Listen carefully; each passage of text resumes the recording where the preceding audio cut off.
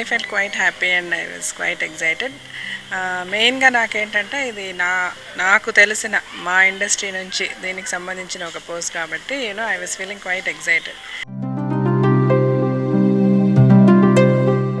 First of all నా పోస్ట్కి ఉన్న పరిధి it's like I'm just a member. So దీంట్లో నేను పెద్దగా స్కీమ్స్ చేసుకోనో నేనేదో ఇన్నోవేటివ్గా ఆలోచించేసో ఏదో మార్పులు తెచ్చేస్తాను అన్నది కాదు. అంత ఇది కూడా అంత పవర్స్ కూడా I will not have. But బేసికల్గా నాకున్న పరిధిలో డెఫినెట్గా I will try to do good. And ఇప్పుడు ఉన్న ఈ సెన్సార్ బేసిక్ ఇప్పుడు రూల్స్ రెగ్యులేషన్స్ వీటన్నిటి గురించి కూడా నాకేమన్నా చాలా వ్యూస్ ఐడియాస్ ఉన్నాయి. లైక్ ఫ్యూ చేంజెస్ జరిగితే బాగుంటుంది. ప్రొడ్యూసర్స్ పరంగా కూడా ఇంకొంచెం కన్వీనియంట్గా కొన్ని ఇష్యూస్లో ఇప్పుడు మనము మూవీస్లో యానిమల్స్ని చూపించాలంటే పర్మిషన్ తెచ్చుకోవడం ఇలాంటివన్నీ కొంచెం ప్రాక్టికల్గా చాలా డిఫికల్టీస్ ఉన్నాయి. యాజ్ ఎ ప్రొడ్యూసర్గా నేను కూడా ఇవన్నీ ఫేస్ చేసి ఉన్నాను కాబట్టి సో ఇలాంటి ప్రాక్టికల్ డిఫికల్టీస్ నాకు తెలిసిన ఇష్యూస్ ఇంకా నాకు ఏదైనా ఇప్పుడు ఎందుకంటే బేసికల్గా ఈ సెన్సార్ అనేది ఎట్లాగంటే సినిమాకి సొసైటీకి మధ్యలో ఉన్న ఒక డిసైడింగ్ అథారిటీ ఇది. సో ఈ మూవీస్ అనేవి సొసైటీ మీద చాలా ఇంపాక్ట్ ఉంటాయి. సినిమాలకు ఉన్నంత ఇంపాక్ట్ సినిమా హీరోలో సినిమా ఆర్టిస్ట్లో చెప్తే ప్రజలకి ఎంత బలంగా నాటుకుపోతుందో మన అందరికీ తెలుసు. సో ఈ మూవీస్ అంత ఇంపాక్ట్ ఉన్న ఒక మీడియా కాబట్టి ఇవి సరైన మెసేజ్ ఇవ్వగలగాలి ప్రజలకి, టు ది సొసైటీ. సో దీనిని సరైన మెసేజ్ ఇస్తుందా లేదా అని చూడాల్సింది సెన్సార్ బోర్డు. సో ఈ సెన్సార్ బోర్డ్ రెగ్యులేషన్స్ రూల్స్ ఎట్లా ఉండాలంటే 110% సొసైటీకి మంచి జరుగుతూ ఉండాలి. At the same time even film makers కూడా ఇన్కన్వీనియన్స్ లేకుండా ఉండాలి.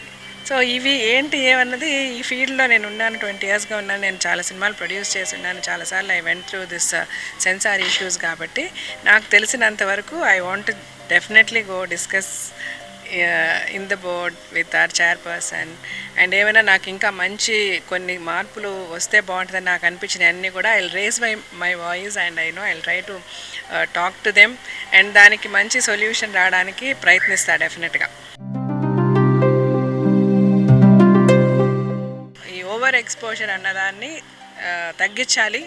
దాని గురించి డెఫినెట్గా నేను మాట్లాడతాను, దాని గురించి డెఫినెట్గా నేను ఫైట్ చేస్తాను. Because it is not good for the society and it's not nice for anybody. అది మంచిది కానిది ఎందుకు మనం ప్రోత్సహించాలి? సో దానిని స్ట్రాంగ్గా అబ్జెక్ట్ చేసే విధంగా సెన్సార్ బోర్డ్ చేయగలదు. ఇప్పుడు ఏంటంటే మనకి పక్కాగా స్ట్రాంగ్గా ఒక అబ్జెక్షన్ లేనందువల్లే రకరకాలుగా ఎక్కడో ఏదో లూప్ హోల్స్ ఉండడం వల్లే ఇంకా స్టిల్ అది అశ్లీలత అన్నది పెరుగుతూ ఉంది. అది డెఫినెట్గా కట్ డౌన్ చేయాలి.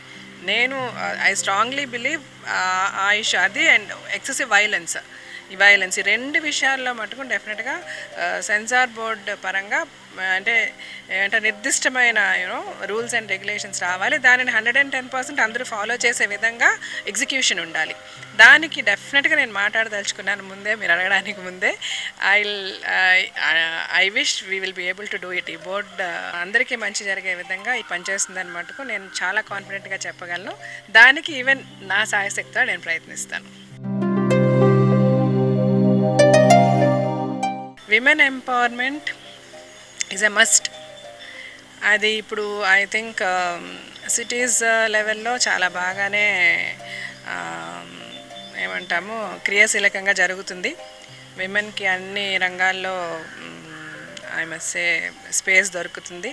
అలాగే స్త్రీలు కూడా వాళ్ళు ఏ ఫీల్డ్లో ఎంటర్ అయినా మేము ది బెస్ట్ అనే విధంగా పనిచేస్తున్నారు. ఎక్కడ మగవారికి తగ్గకుండా, కావాలంటే ఇంకా కొన్ని చోట్ల ఒక స్టెప్ మగవారి కంటే అధికంగానే మంచి పేరు తెచ్చుకుంటున్నారు.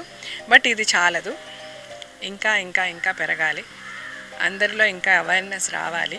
ఇంకా విమెన్కి ఇవ్వాల్సిన ఇంపార్టెన్స్ తగ్గి ఉందనే చెప్తున్నాను. తగ్గుతూ ఉందని కదా, తగ్గి ఉంది, ఇంకా పెరగాలి. That is my sincere feeling. At the same time ఇప్పుడు ఈ విమెన్ రిజర్వేషన్స్ అన్నది కూడా ఆ బిల్ ఈ గవర్నమెంట్ హయాంలో తప్పకుండా దాన్ని పాస్ చేసి బికాస్ నరేంద్ర మోదీ గారు ఈజ్ ఫర్ విమెన్.